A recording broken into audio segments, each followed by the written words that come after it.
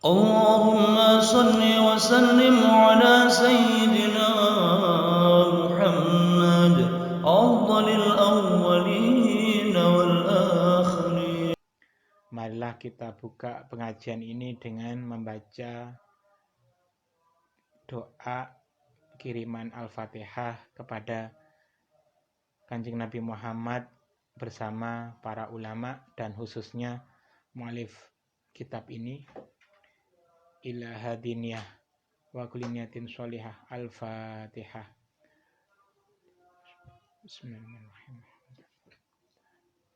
Iya.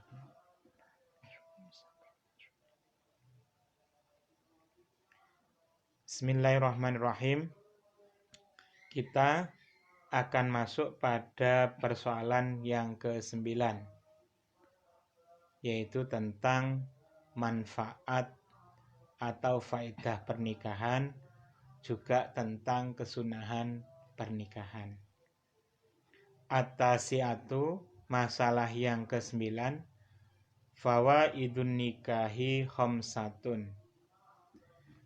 Faedah-faedah pernikahan itu ada 5 macam. Fungsi-fungsi nikah itu ada 5. Yang pertama adalah al-waladu, yaitu keberadaan anak dari hasil pernikahan itu. Kemudian yang kedua wakasru syahwatil farji, dan mengatasi atau memecahkan syahwat farji. Kemudian yang ketiga watadbiru umuril manzili, mengatur urusan rumah tangga. Berikutnya wakasrotul ashiroti, banyak keluarga. Kemudian berikutnya wa mujahadatun nafsi bil qiyami ala wadha'ifil ahli. Mujahadah yaitu memerangi nafsu, memerangi diri, bil qiyami dengan melaksanakan ala wadha'ifil ahli, melaksanakan tugas-tugas atau tanggung jawab kepada istri, wal iyali, dan kepada keluarga. Kemudian wasabru alaiha, dan bersabar atas wadhaif, atas tugas-tugas itu. Jadi Hadratus Syekh Haji Hasyim Asy'ari di dalam persoalan ke-9 ini beliau menyampaikan ada 5 faedah atau fungsi pernikahan. Yang pertama adalah al-waladu, yaitu keberadaan anak. Di awal pembahasan di dalam kitab ini dikatakan bahwa pernikahan itu jika untuk menghasilkan anak adalah sebuah dugaan. Artinya boleh jadi ada, boleh jadi tidak ada. Walaupun pada kaprahnya adalah ada. Tetapi suatu saat boleh jadi pernikahan itu orientasinya bukan pada menghasilkan anak. Tetapi ketika orientasi pernikahan itu antara lain adalah menghasilkan anak, melangsungkan keturunan, maka ini adalah sesuatu yang berfaedah, sesuatu yang berguna, sesuatu yang bagus. Kenapa? Karena Rasulullah akan membanggakan kita di hadapan para nabi tentang banyaknya umat beliau. Walaupun di sini perlu disampaikan bahwa di dalam suatu keadaan yang mana jika dikhawatirkan kalau suatu keluarga itu punya anak malah terbengkalai, malah tidak terurus, maka Islam membolehkan untuk tidak harus banyak. Di Indonesia misalnya dikenal dulu program namanya KB, Keluarga Berencana. Dan salah satu penyokong utama bahkan, yaitu pendiri NU, Kiai Haji Bisri Sansuri dari Pondok Pesantren Mambaul Ma'arif di Nanyar. Jadi pada tahun 70-an itu beliau banyak ditanya antara lain oleh pemerintah bagaimana tentang hukum keluarga berencana. Kemudian beliau menyatakan kebolehannya karena ada kemaslahatan. Nah, kemudian dikembangkan teoritik ini oleh para ulama terutama di Indonesia tentang kebolehan untuk ber-KB. Jadi ber-KB itu bukan membatasi jumlah anak, sebenarnya bukan mematikan potensi reproduksi, tetapi mengatur. Nah, karena fungsinya mengatur, maka tidak boleh permanen. Pada dasarnya begitu. Kecuali ada sesuatu yang sangat darurat sehingga harus permanen. Nah, tetapi hukum asalnya adalah tidak boleh kalau KB permanen. Nah, jadi diatur itu sewaktu-waktu jika ada hajat maka bisa ditambah. Nah, seperti itu. Tetapi pada intinya KB itu diperkenankan oleh agama menurut pemahaman para ulama. Salah satunya adalah Kiai Bisi Sansuri. Mohon maaf ada kendala teknis, tadi juga tidak bisa tepat waktu karena ada kendala teknis, mohon maaf sekali. Nah, jadi menghasilkan anak ini adalah tidak harus banyak, tetapi pada kondisi normal, kemudian pada kondisi justru dengan lebih banyak itu ada generasi yang diharapkan, maka lebih baik. Tetapi ada juga kondisi ketika misalnya keluarga yang belum mapan atau lingkungan secara umum belum memungkinkan, kondisi geografis dan seterusnya, maka bisa diadakan keluarga berencana. Kemudian yang kedua, faedah pernikahan adalah wakasru syahwatil farji, yaitu mengatasi solusi syahwat manusia. Jadi manusia itu diciptakan berpasangan. Laki-laki butuh perempuan dan perempuan butuh laki-laki. Saling membutuhkan. Nah, kemudian setelah dewasa dan sudah ada keinginan untuk menikah, maka kemudian fungsi pernikahan itu adalah untuk mengatasi solusi syahwat ini. Kemudian yang ketiga, wa tadbiru umuril manzili, mengatur urusan rumah tangga. Jadi kalau masih sendiri jomblo, maka dia tidak ada yang ngurusin, ya ngurus sendiri. Tetapi ketika sudah berada dalam pernikahan, maka dia berumah tangga. Kemudian ketika dia sudah punya istri, maka urusan-urusan yang domestik itu dibagi peran. Porsi istri lebih banyak daripada suami. Kemudian suami porsi yang lebih banyak adalah urusan publik, urusan keluar. Nah, jadi kalau suami ini adalah sebagai pemimpin umumnya, kemudian istrinya adalah pemimpin di dalam urusan domestik rumah tangga. Jadi pembagian peran ini menjadi penting karena supaya ada posisi yang lebih jelas. Nah,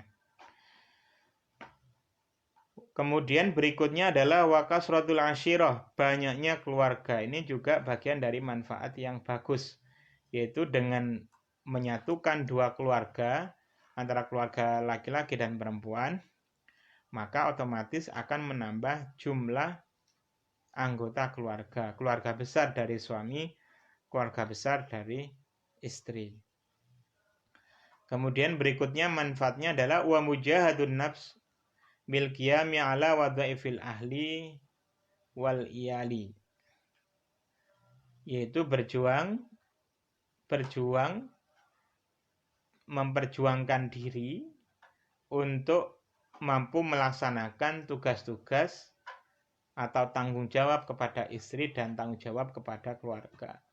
Jadi sebagai kepala keluarga, suami maka akan terus berusaha dirinya ini untuk melaksanakan tugas-tugas melaksanakan tanggung jawab kepada istri dan keluarganya. Nah, kemudian sekaligus bersabar atas tugas-tugas itu. Jadi redaksi adat kesabaran itu maksudnya adalah bahwa melaksanakan tugas-tugas kekeluargaan itu adalah sesuatu yang bukan hal yang remeh. Kenapa? Karena kalau sesuatu yang remeh maka tidak perlu kesabaran. Nah, jadi hikmah adanya kekeluargaan itu adalah dibangunnya rumah tangga itu adalah agar ada tugas-tugas, kemudian ada kesabaran untuk melaksanakan tugas-tugas itu. Nah, ini bagian dari ladang pahala baik bagi suami maupun istri. Masing-masing punya tugas sendiri-sendiri. Kemudian tugas-tugas ini diharapkan kesabaran kita dalam melaksanakan tugas-tugas itu. Kenapa? Karena tugasnya tidak ringan. Tugasnya penuh dengan tantangan. Kemudian ternyata di samping ada faedah-faedah atau fungsi-fungsi ini, Kiai Hasyim Asy'ari juga mengingatkan bahwa di samping ada fungsi juga ada afat, ada bahaya-bahaya yang terjadi pada pernikahan. Nah, beliau berkata, wa afatun nikahi salasun. Bahayanya pernikahan atau dampak negatif pernikahan itu ada 3. Pada pokoknya ada 3. Jadi ada manfaat, ada bahaya. Yang pertama, yang pertama al-azzu an talabil halali, yaitu ketidakmampuan mencari rezeki yang halal. Ketidakmampuan mencari rezeki yang halal. Jadi kita ini diperintahkan oleh agama untuk mencari anugerah Allah, yaitu rezeki yang halal. Nah, ketika pada suatu kondisi kita itu kurang mampu mencari yang halal, maka ini adalah sebuah efek negatif dari suatu pernikahan, yaitu ketika kondisi sedang tidak mampu. Nah, fa inna dzalika, karena sesungguhnya tolabul halal mencari yang halal, la yatayassaru, itu tidak mudah liaksarinas, bagi kebanyakan, bagi mayoritas manusia. Siyama fi hadzal zamani, apalagi pada zaman sekarang, as-sa'bi, yang sukar. Jadi apalagi pada zaman saat ini yang sukar, kata beliau. Nah, kita harus tahu bahwa kitab ini dikarang oleh beliau ketika kondisi Nusantara ini sedang dalam keadaan yang kurang baik. Ketika itu kita sedang dijajah oleh bangsa lain. Secara perekonomian masyarakat banyak yang menderita. Banyak orang-orang yang kurus-kurus, begitu, kurang makan. Jadi mencari sesuatu yang halal itu adalah sulit. Mencari yang halal itu sulit dan itu tidak mudah bagi kebanyakan. Jadi memang hidup dalam prihatin karena kita dijajah. Apalagi dijajah lebih dari 300 tahun. Jadi karena itulah kita perlu menyadari bahwa mengapa Hadits Syaikh ini kok dari awal beliau cenderung mengutip pandangan bahwa tidak menikah itu tidak apa-apa bagi orang yang tidak butuh, bagi orang yang tidak mampu. Ya karena apalagi kondisinya adalah kondisi yang serba susah. Nah, mungkin walaupun tidak sama kondisi yang sekarang di tengah pandemi virus ini juga banyak sekali membuat susah penghidupan kita semuanya. Jadi kita prihatin bersama, secara ekonomi kita ini sedang dalam keadaan kurang baik. Nah, kemudian siyama fi hadzal zamani as-sabi, yang sulit, alladzi aktsaru muamalati ahlihi, yang kebanyakan proses interaksi sosial ahli zaman, yaitu orang-orang yang ada di zaman itu, kharijatun an qanuni syar'i, itu telah keluar dari aturan agama. Jadi ada banyak muamalah ahli Nusantara ini yang terkategori keluar dari undang-undang syariat. Nah, jadi kenapa? Karena mencari yang halal itu sulit. Nah, mencari yang halal sulit, boleh jadi karena sulit mencari makanan yang halal, ya udah akhirnya yang tidak halal juga dimakan, dikonsumsi. Ma'at tira bil ma'asyi yang tadi kami sampaikan, dalam keadaan kalau bahasa Jawanya itu poyang payenge urip, dalam keadaan kondisi yang goncang. Jadi kondisi yang goncang, kondisi yang tidak pasti, kondisi yang dalam kondisi prihatin. Wa fasadi ahwalihi, dan rusaknya keadaan zaman. Zaman juga sedang tidak dalam tanda kutip tidak bersahabat dengan kita. Karena itulah beliau mengatakan fayakunu an-nikahu sababan lidduhuli fiha. Karena itulah nikah itu boleh jadi menjadi sebab masuk kepada interaksi yang keluar dari aturan syara. Jadi dikhawatirkannya begitu. Jadi nikah itu menjadi sebab masuk pada interaksi yang tidak ideal. Kenapa? Karena ketika menikah, kemudian kita harus menafkahi, kemudian padahal mencari yang halal ini sulit, ketika itu terutama, maka dikhawatirkan nikah itu menjadi sebab pintu masuk bagi interaksi yang tidak benar. Wal it'ami minal haram, dan dikhawatirkan pernikahan itu menjadi sebab memberi makan dari perkara yang haram. Kenapa? Karena dalam keadaan sulit. Wa fihi halakuhu, dan dalam pernikahan itu halakuhu menjadi sebab rusaknya seseorang. Wa halaku ahlihi, dan menjadi sebab rusaknya istrinya orang itu. Jadi karena dalam keadaan, maka nikah itu boleh jadi menjadi sebab manusia itu menjadi rusak, suami menjadi rusak, istri menjadi rusak. Kenapa? Karena makanan serba sulit, mencari halal sulit, zaman sedang goyah, sedang tidak normal.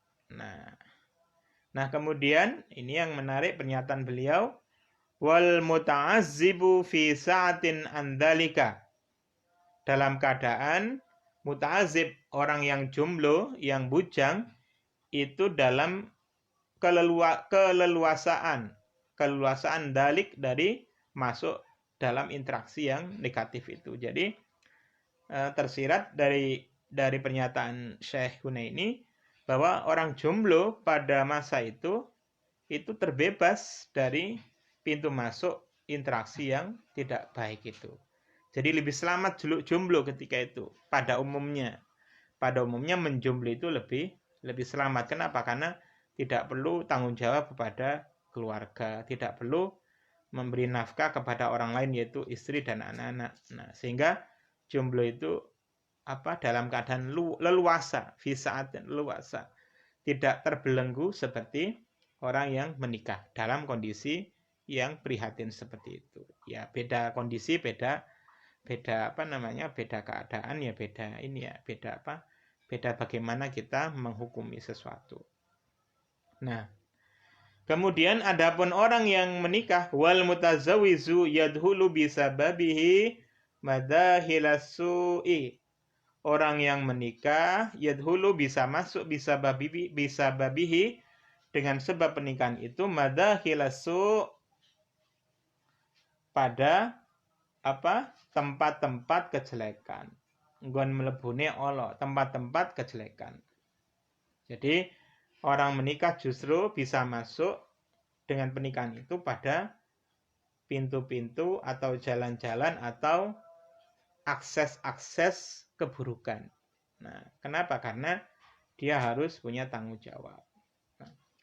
Fayadba'u, maka si suami mengikuti hawa zaujatihi, kesenangan istrinya. Maka karena ingin menyenangkan istrinya yang dicintainya, maka boleh jadi si suami ini akan mengikuti kesenangan istrinya, kecenderungan istrinya yang tidak benar. Nah, ikut pada keinginan istrinya, padahal itu tidak halal. Nah, inilah pintu-pintu jerembab-jerembab afat-afat bahaya pernikahan dalam keadaan yang tidak pasti, yang keadaan yang sedang prihatin.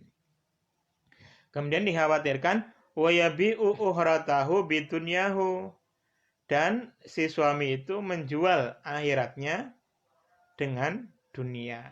Jadi menggadaikan akhirat demi dunia.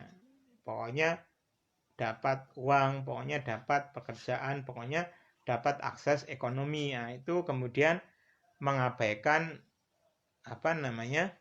sesuatu yang benar, yang ukhrawi. Ini bahaya yang pertama. Bahayanya dari al-azzu an talabil halal, yaitu ketidakmampuan mencari yang halal. Kemudian yang kedua, yang juga berkaitan erat dengan yang afat pertama, as-saniyatu al-qusuru wa tafritu anil qiyami bihaqil ahli wal iyali. Kemudian yang kedua al-qusuru, pepeko, wa tafritu dan sembrono. Jadi pepeko dan sembrono. Jadi ada serba kondisi kurang, serba kondisi kelalaian, kesembronoan untuk melaksanakan hak-hak bagi istri dan keluarga. Jadi yang kedua adalah afatnya jika kondisinya adalah membuat kita lalai, membuat kita sembrono dalam melaksanakan atau memenuhi hak-hak istri dan keluarga. Li'anna rajula ra'in fi baitihi, karena seorang suami itu adalah menjadi ra'in, pemimpin, fi baitihi, dalam rumahnya rajul itu. Ra'in itu dari kata ro'a, kalau makna dasarnya adalah angon. Angon berarti dia itu seperti orang yang angon mengembala, maka dia mengendalikan gembalaannya. Jadi dia yang mengatur, dia yang menjadi pemimpin. Wa ahlu baitihi ra'iyatuhu, adapun ahli baitnya yaitu istrinya, ra'iyatuhu, istrinya dan anggota keluarga, otomatis ra'iyatuhu adalah pangonan, yaitu yang dipimpin oleh suami itu. Nah, wa huwa mas'ulun anhum, dan si laki-laki itu mas'ulun, bertanggung jawab, ditanya anhum, tentang ahlul bait. Jadi laki-laki itu ditanya tentang ahlul bait. Nah, ini jadi bahaya yang kedua adalah ketika si suami tidak mampu melaksanakan hak-hak kekeluargaan karena dia melakukan kesembronoan, melakukan hal-hal yang berlebihan, yang sembrono, dan seterusnya. Kemudian afat yang ketiga, bahaya yang ketiga dalam pernikahan, ats-tsalitsatu ayyakuna al-ahlu wal waladu syagilina lahu an ta'atillahi ta'ala. Dalam kondisi ahlu, istri, wal waladu, anak, syagilina itu menyibukkan, ya. Keadaan istri dan anak menyibukkan lahu bagi si rajul tadi itu, bagi laki-laki tadi, menyibukkan an ta'atillahi, jauh taat dari Allah. Jadi karena sibuk dengan memenuhi hajatnya istri, karena sibuk memenuhi hajatnya anak, maka dia dikhawatirkan, dia tersibukkan sehingga dia tidak bisa taat kepada Allah Subhanahu wa taala. Ibadahnya menjadi terbengkalai, pontang-panting mencari nafkah sehingga siang jadi malam dan malam jadi siang demi memenuhi kebutuhan keluarga, sehingga kemudian mengabaikan ibadahnya. Nah, ini kondisi efek samping negatif bagi yang tidak bisa melaksanakan tugas pernikahan dengan baik. Wajadzibina ilal istihad fi talabid dunya, dan itu menarik atau membawa sibuk kepada istri dan anak itu membawa ilal istihad, berpayah-payahan.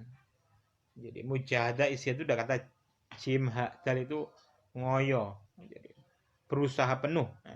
Jadi ilal istihad, ngoyo atau berusaha keras fi talabid dunya, untuk mencari penghidupan dunia. Jadi ketika belum bisa membawa orientasi kepada orientasi ukhrawi, orientasi keagamaan, baik suami maupun istri, maka kemudian justru yang sebenarnya istri adalah ladang pahala kita, anak adalah ladang pahala kita, maka bagi orang yang tidak mampu, maka dia tersibukkan sehingga ibadahnya terbengkalai. Lalu kemudian hal itu karena disibukkan, tuntutan-tuntutan ekonomi itu membawanya dia susah payah, ngoyo-ngoyo untuk mencari dunia. Wajam ilmal, dan mengumpulkan harta. Wa'id harihi, dan menyimpan harta lahum, bagi ahli wal walad. Menyimpan harta, mengumpulkan harta bagi istri dan anak. Nah, kemudian efek lanjutannya adalah watola bitafahuri, dan mencari kebanggaan, saling membangga-banggakan. Jadi membangga-banggakan. Di dalam kehidupan kadang-kadang ada unsur bangga-membanggakan begini. Si A ini sudah punya ini, kita belum punya. Bagaimana supaya sudah punya TV, maka ditambah TV-nya kurang besar. TV-nya udah bagus, lebih bagus lagi, dan seterusnya. Nah, ini dikhawatirkan karena orientasinya belum dibereskan, belum diorientasikan kepada ukhrawi, sehingga akan terjadi mencari kebanggaan, ake-akean, saling membanggakan keduniaan. Watakatsuri bihim, dan banyak-banyakan. Jadi siapa yang banyak maka dianggap lebih baik, dan seterusnya.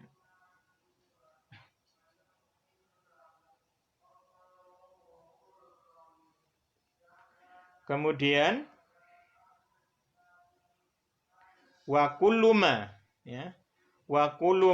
syaghala an ta'atillahi ta'ala min ahlin wa malin wa waladin fawa afatun wa syu'mun ala sahibihi.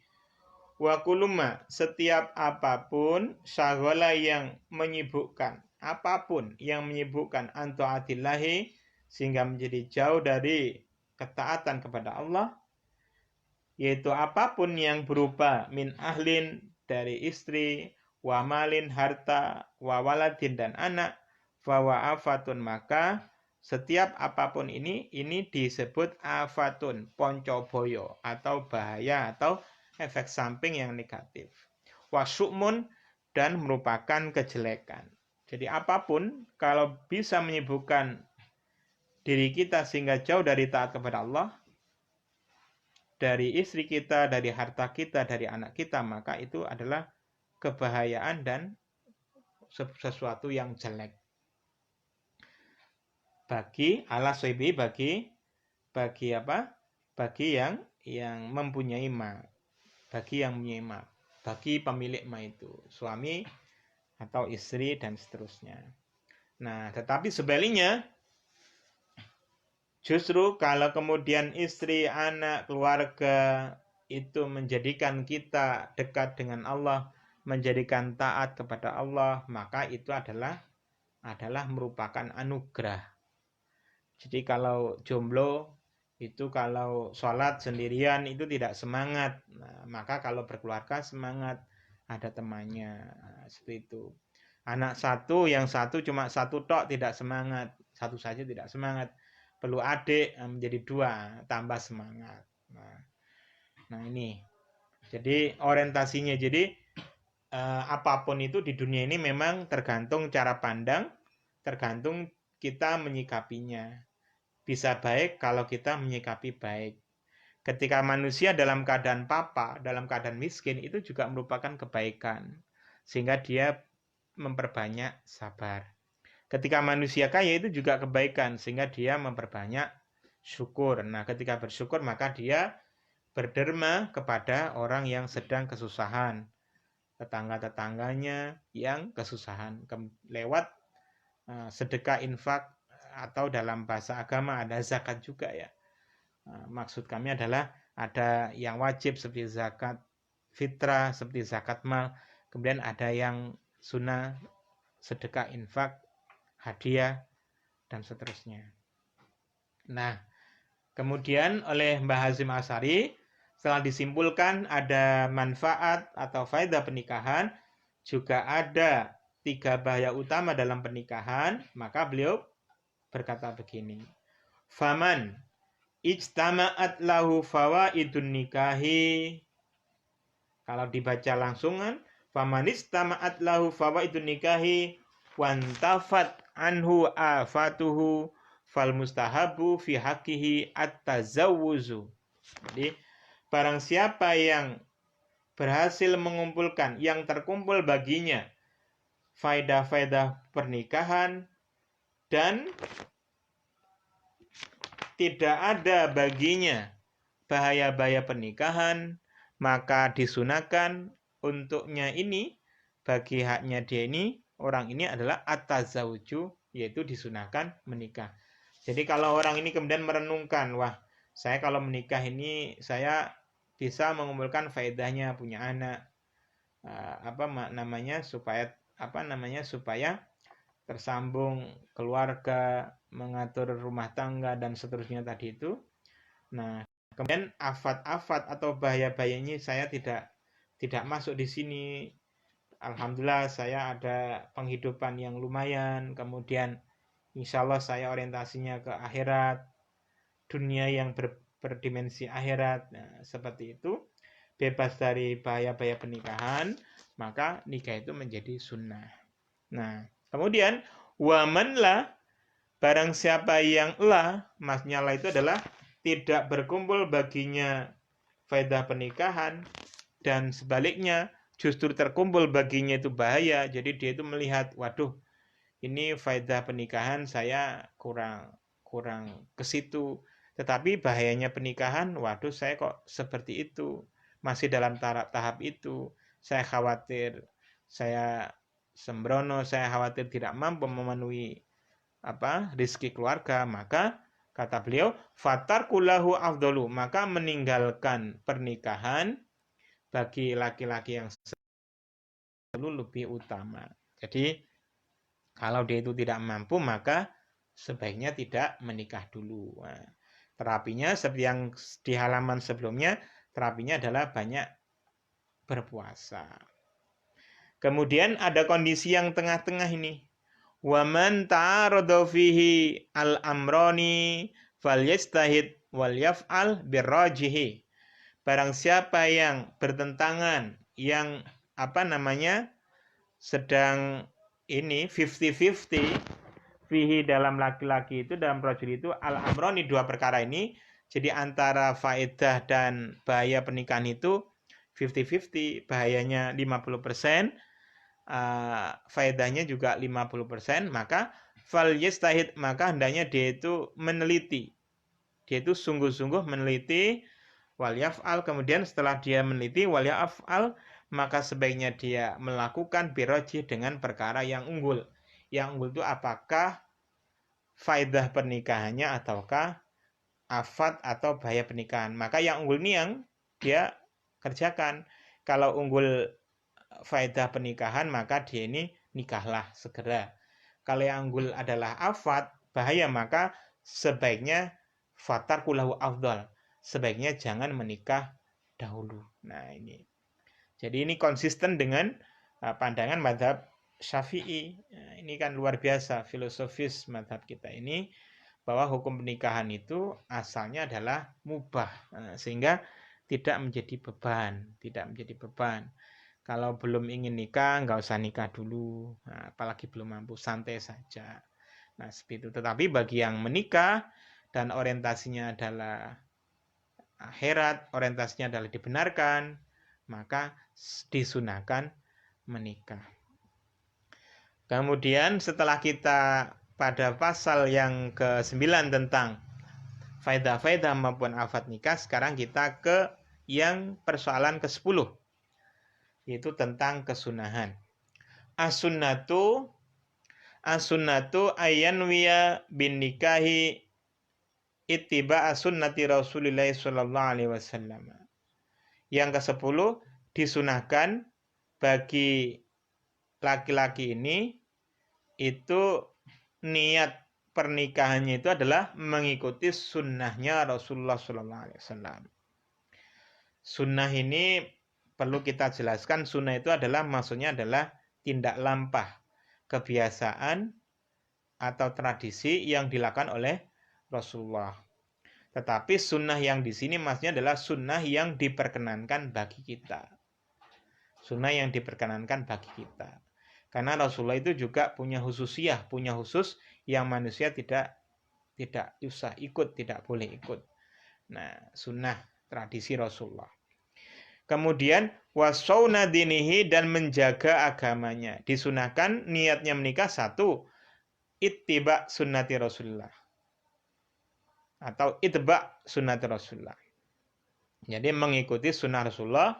Yang kedua adalah wasauna dinihi, dan menjaga agamanya. Jadi kalau bahasa yang disampaikan Rasulullah itu ya menikah itu ya separuh agama itu.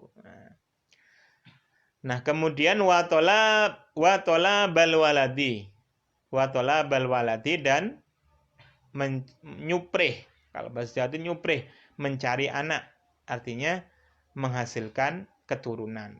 Nah, yang ketiga adalah disunahkan niat itu nikah itu disunahkan kalau tujuannya adalah itba Rasulullah.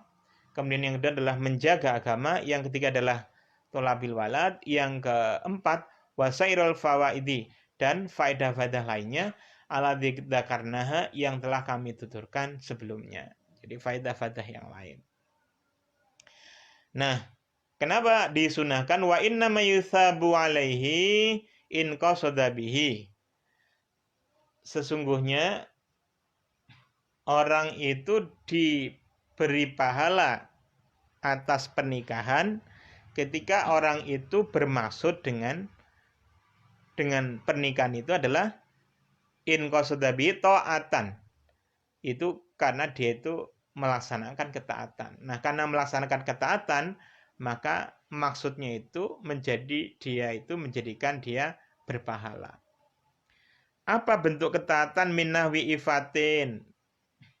Penjelasan dari ketaatan jenisnya adalah minahwi ifatin, misalnya yaitu menjaga diri supaya tidak terjerembab pada perkara yang haram. Awaladin solihin, atau menghasilkan anak yang soleh. Jadi motivasi menjaga diri, menjaga agamanya untuk memperoleh anak yang soleh ini adalah motivasi ketaatan yang ketika nikah itu bertujuan dengan maksud seperti ini, maka dia mendapatkan pahala. Kemudian disunahkan juga pernikahan itu wa ayyakuna al-aqdu fil masjidi. Hendaknya akad pernikahan itu diselenggarakan di masjid. Nah, diselenggarakan di masjid. Nah, jadi nikah itu sesuatu yang sakral, spiritual, maka kemudian hendaknya akad pernikahan itu di masjid yang merupakan tempat sujud. Kami dulu menikah juga di masjid. Nah, kemudian pagi-pagi juga. Li hadis Aisyah marfu'an, karena ada hadis dari Sayyidah Aisyah sebagai hadis marfu' yang disambungkan dengan Rasulullah. A'linu hadan nikaha waj'aluhu fil masajidi. A'linu, umumkanlah kalian hadan nikaha, inilah pernikahan. Waj'aluhu, dan jadikan pernikahan itu fil masajidi, dalam masjid-masjid. Rawahu at-Tirmidzi. Di hadis ini ditahris oleh Imam at-Tirmidzi dalam kitab beliau, Sunan at-Tirmidzi. Kemudian disunahkan juga akad di masjid. Yang kedua disunahkan juga Wa fi yaumil jumu'ati, disunahkan nikah itu pada hari Jumat. Fi awalin nahari, di pagi hari. Awal siang berarti maksudnya adalah fi awal nahari, di pagi hari. Jadi disunahkan menikah itu pada hari Jumat di pagi hari. Lil hadisi, karena ada hadis al-masyhuri yang terkenal, Allahumma barik li ummati fi bukurihim.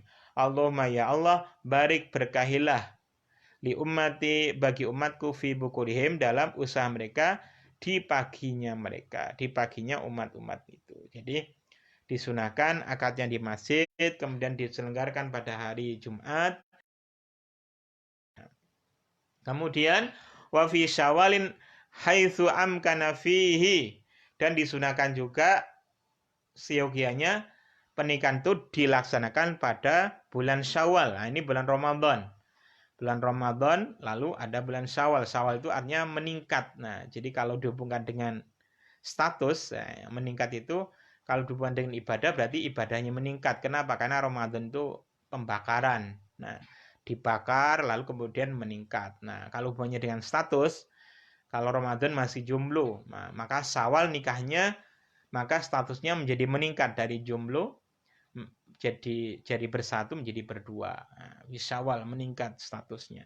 Jadi disunahkan menikah itu pada bulan Syawal, haitsu amkana fihi, jika dimungkinkan. Nah, kan enak, jika dimungkinkan. Kalau nggak mungkin, kalau nggak pas, kalau belum saatnya, ada kendala tertentu, ya tidak harus Syawal, namanya aja sunnah. Sunnah itu kan tidak harus dilaksanakan, tetapi dilaksanakan berpahala, seperti itu. Wa fi ghairihi ala sawa, ya wa fi ghairi ala sawa, dan di selain Syawal ya sama saja, dalam pengertian bahwa kalau tidak bisa di bulan Syawal, maka boleh juga dilaksanakan di bulan lainnya dalam keadaan ya sama saja. Nah, fa'in wujida sababun nikah fi ghairihi fa'alahu, jika ditemukan sebab pernikahan, jika ditemukan suatu sebab pernikahan itu seyogianya dilaksanakan di selain Syawal, fi ghairihi, di selain Syawal, falahu, maka hendaknya dia melaksanakan. Jadi tidak harus bulan Syawal. Jadi kalau ada sebab-sebab pernikahan yang menyebabkan tidak bisa dilaksanakan bulan Syawal, atau ada kendala-kendala tertentu sehingga tidak harus Syawal, sehingga tidak bisa dilaksanakan pada Syawal, maka fa'alahu, maka dia monggo saja, silahkan. Loh, apakah ada contohnya bahwa pernikahan itu tidak harus Syawal? Ada contohnya, bahkan pada bulan Safar, bulan yang kadang-kadang dihindari oleh orang-orang ini. Wasoha, dan sah apa targhibu, motivasi fi safaro, di dalam menikah dalam bulan Safar aidon juga. Jadi ada juga motivasi untuk menikah pada bulan Safar, itu sah juga sebagai bagian dari motivasi yang menunjukkan bahwa bulan apa saja oke-oke saja. Itu apa?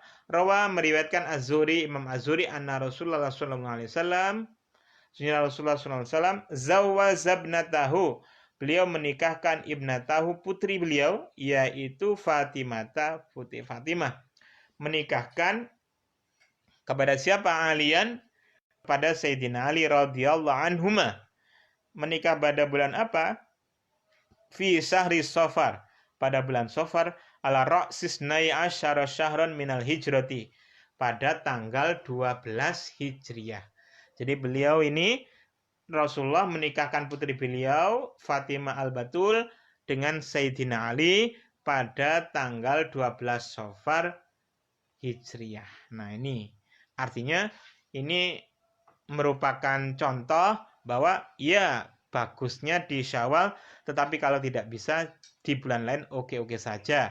Contohnya adalah bulan Safar. Sehingga tidak usah takut dengan Safar, bulan Safar, tidak perlu takut.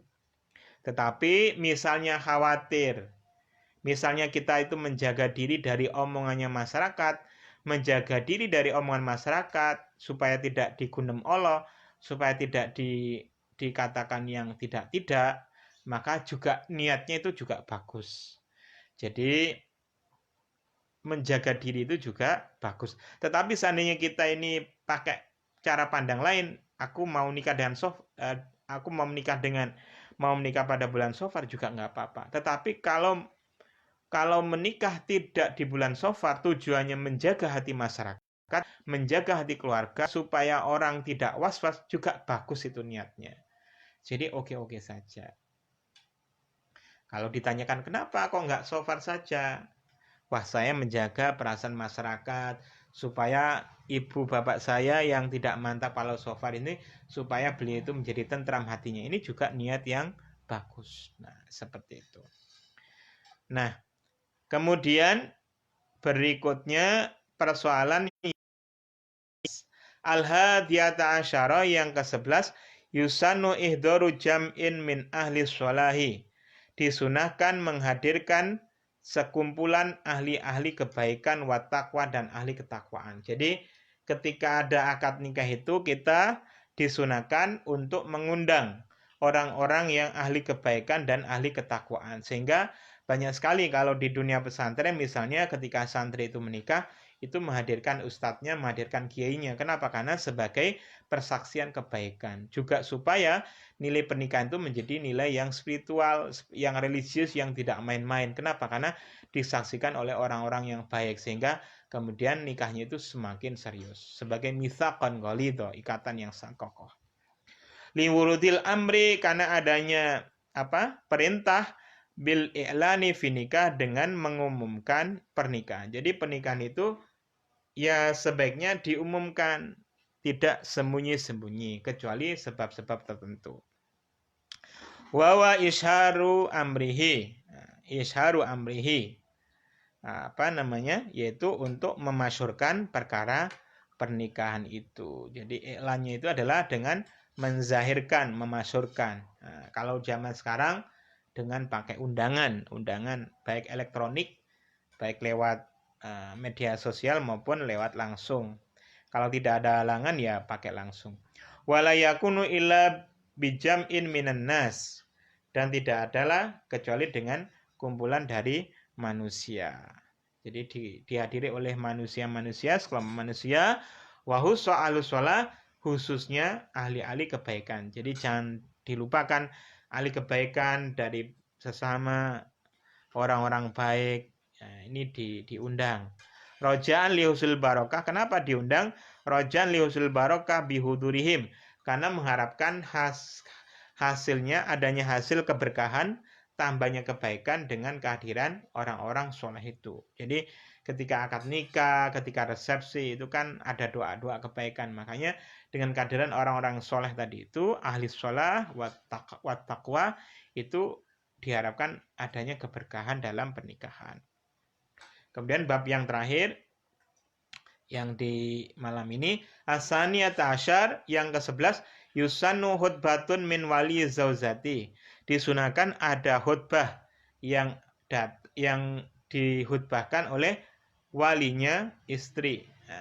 Awakilihi, atau yang didelegasikan. Yaitu kalau wali ini mendelegasikan misalnya ayah atau kakek atau kakak mewakilkan kepada orang lain untuk khutbah nikah, dinikahi untuk pernikahan. 5 ruwiya anna Rasulullah sallallahu alaihi wasallam lama zawazabnatahu as-sayyidata Fatimah ali Sayyidina Ali ibni Abi Thalibin radhiyallahu anhuma khataba faqal.